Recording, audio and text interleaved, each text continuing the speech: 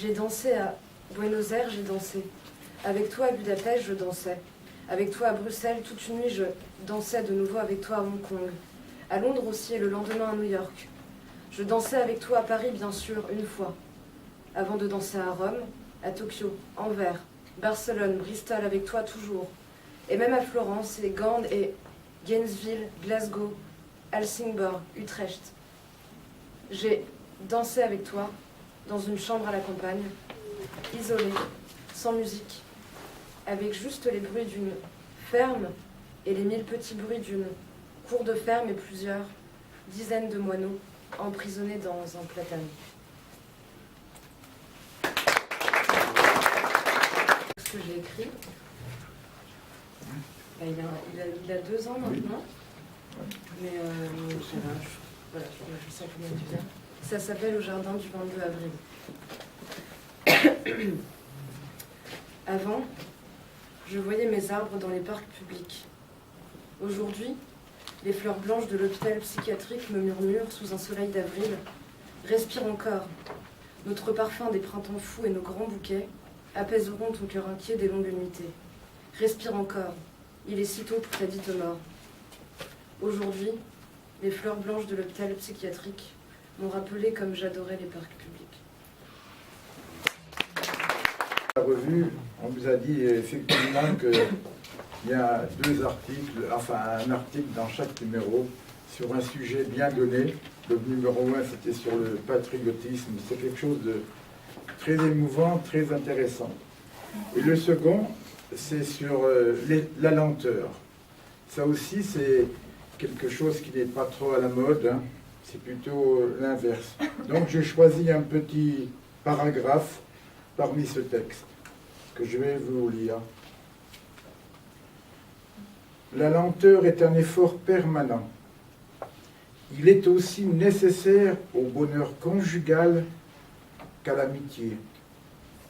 Il est même nécessaire à soi. À l'heure où les campagnes sont des banlieues dortoirs, les villes fustigent. Mais ce sont les villes, cependant, qui ressentent davantage le mal de la vitesse, mettent en place les ressources du temps mort, de la lenteur, tout geste d'amour, pour perdurer, y est intimement lié. Si, comme Valérie le disait, le premier vers nous est donné par les muses, tout le reste est effort de prolongement. L'amour est parfois cet instant foudroyant, mais il est toujours tributaire d'une sauvegarde, d'une nécessaire lucidité qui exige du temps en vue du vrai partage. Ouvrez les guillemets. Je ne peux pas te connaître tout de go. Il faut que je t'observe et que je trouve la convergence de nos 2 êtres avant de t'offrir quelques présents, dont le plus beau sera ce que je porte de plus cher en moi, mon intimité. Fermez les yeux. Tu fais de jolis livres pour les petits, assez engagés. Par exemple, un livre, il n'y a pas de fiches les Indiens. Donc il y a un livre qui va parler de féminisme aux enfants. Donc des livres qui ne les prennent pas pour des idiots, quoi. Et ce texte s'appelle Knock le Zout. Familier des pensées triviales, tu voudrais savoir à l'avance où montrer pendant les vacances ta réussite commerciale. Laisse la Bretagne dans son mazout, la Côte d'Azur dans son mois d'août, et pour guérir de tous tes outs, viens te montrer à Knock-le-Zout. Parmi les rupins patentés et les mouettes argentées, tu n'auras pas honte de ton fric, et ta bedaine fera très chic. Sur la plage hantée de corps bruns, dans ton maillot signé Magritte, tu marcheras dans les embruns, en mangeant de vulgaires frites. J'ai dit à Dom, et puis Il y a une place à Nancy, la place de la République, et le pont qui est juste derrière, en fait, on peut voir les rails comme ça, et la nuit, c'est très beau. Près des bretteurs de République, des joueurs d'or l'accordéon, des heures jaunies de Saint-Léon ripaillent d'épées et de suppliques. Où vont les rails que nous aimons? Ils chantent et parlent du bon temps, lézards de trains et de limons, lente vasarde à plein poumon, musique ballante à contre-temps. Où vont les rails que nous aimons?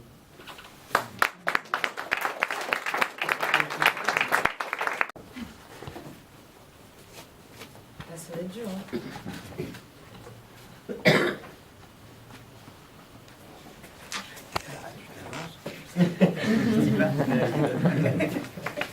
Alors, Allez, voilà.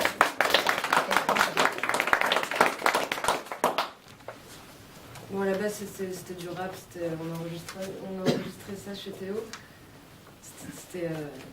C'était chouette. Il faisait chaud. C'était. Ouais. Donc, ouais, c'est une chanson à la base, donc c'est dur à dire, mais je vais essayer. Donc, ça s'appelle Comme un oiseau désemparé. J'ai vu le jour, couru la nuit, casquette au crâne et cheveux ras, la clope au bec. Comme un oiseau désespéré, j'ai repris mon souffle. Avec un air désemparé, j'ai marché et j'ai volé derrière le pont des fusillés. Tu sais, Nancy, c'est la Lorraine. C'est le 5-4, c'est le 5-7 et les cités industrielles. Je vis pour elles, pour la noirceur de mes rues grises et pour la pluie quand je me tease. À croire que moi, tu vois, j'ai perdu ma jeunesse, plus rien m'excite, même pas. Les jeans aux jolies fesses, les belles filles, le soir, ont un goût bien amer et je me noie, l'espoir à plonger dans la mer. Je suis un vieux marin à terre qui recherche la lune. Au lieu de cela, je perds mon temps avec ma plume. La dépression m'a prise au cou comme un couteau sous la gorge. Mais le couteau, c'est moi. J'ai repris la route. J'ai recherché d'autres chemins dans d'autres vers. J'ai voulu cracher mon venin car c'est comme ça un joli spleen. Ça se déverse, ça se boit, ça se brûle et on en fait de belles averses. Tristesse, tristesse, bonjour tristesse. Tristesse, tristesse, bonjour tristesse. Françoise Sagan le disait bien, la mort c'est toujours la fin. Moi le matin je me réveille, je pense à rien. Y a que mes pulsions qui murmurent que ça vaut rien. Y a que mes médocs qui me disent que ça sert à rien. Et y a l'amour qui me dit que je trouverai rien. Moi je fais que ça, fils de pute, je traîne les librairies noires, les deux mains dans mon fut et le soir quand il est tard. À vrai dire, je crois bien que j'ai perdu mon chemin. Et mourir me dit bien quand elle dort entre mes seins. Pas une ne me comprend. C'est la guerre, c'est trop dur, c'est trop grand. Et j'ai roulé, j'ai marché vers des allées bien prohibées. J'ai vu des anges ensanglantés, des tableaux de Michel-Ange. Dans mes délires d'archange, le pète entre les phalanges. Crois-moi, j'ai même pas 20 piges, mais je porte des vestiges. Moi je fais que ça, fils de pute. Je traîne dans mon désespoir. Les idées bien trop belles et bien pleines de fiel. À part ça, j'ai rien dit. Je me tais et j'écris des poèmes maudits qui parlent de ma folie. La dépression m'a prise au cou comme un couteau sous la gorge. Mais le couteau, c'est moi. Waouh.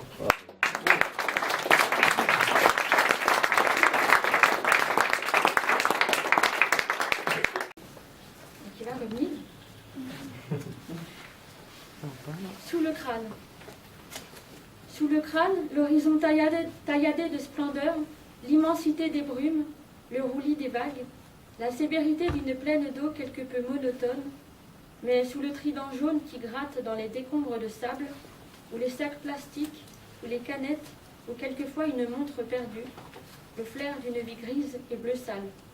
Ou partir vers les ports, les bateaux-mouches, les bouteilles vertes sur fond de galets bruns, côtoient la perche et la carpe, le silure qui sait, entre deux mondes, le crâne balance et l'aile blanche emporte son ramassis de restes louches.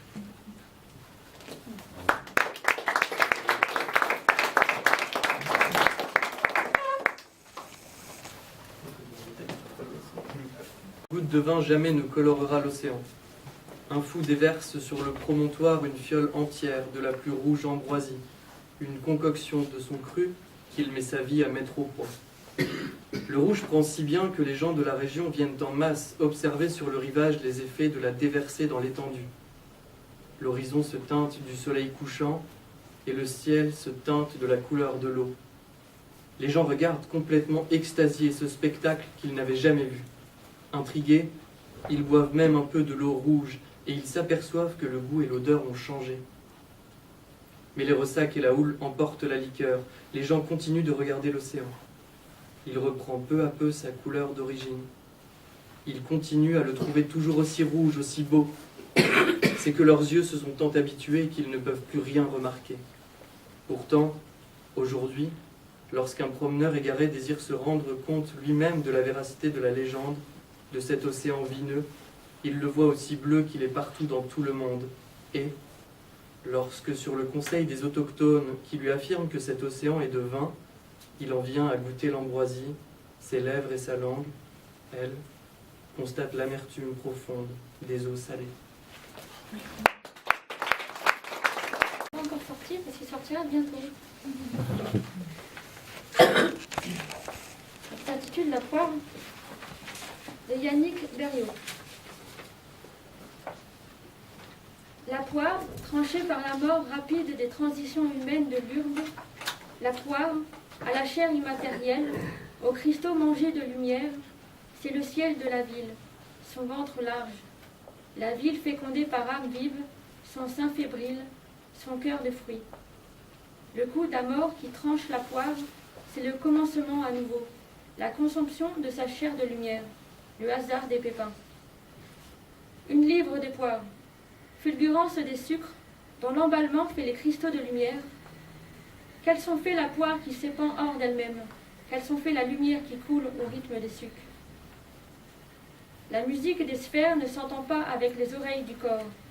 Ses yeux ne voient pas la lumière qui s'entrechoque avec la lumière, qui roule par-dessus, perle sur perle, ou les cristaux de la chair de la poire qui reluisent hors la coupe franche en son corps, qui viennent donner sur le bois de la table, qui scintille la révélation sans prix de la vigueur fugace du fruit et du monde qu'il contient. Araka ce matin. Ce matin pu, ce matin d'aube, sous la fente à la réputation carriée, la rue à la berlue et ma main est glacée. Araka ce matin, un homme est devant moi passé. J'ai filmé sa bêtise, cachant sous mon manteau la preuve qu'il courtise, une bobine, une ruse, une hantise. Craignant qu'il ne la craigne, de peur qu'il ne la prenne et la diffuse au haut-parleur très haut, libre d'exécution, une lumière grise sur ma bande s'échappe de sa barbe buse, et sa répudiation exquise ballonne ses oripeaux traînants. À l'objectif, il a pourtant une figure, ou bien il fait semblant, on dit, la félonie s'exerce en divagant, il ne fait rien, rien d'exaltant, de décisif.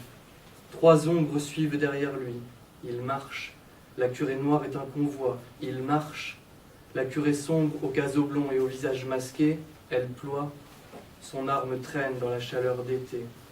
Ce matin pu, ce matin d'aube sous la fente, à la réputation carriée, la rue à la berlue et ma main est glacée. Il est 7 heures, ma caméra s'enlise.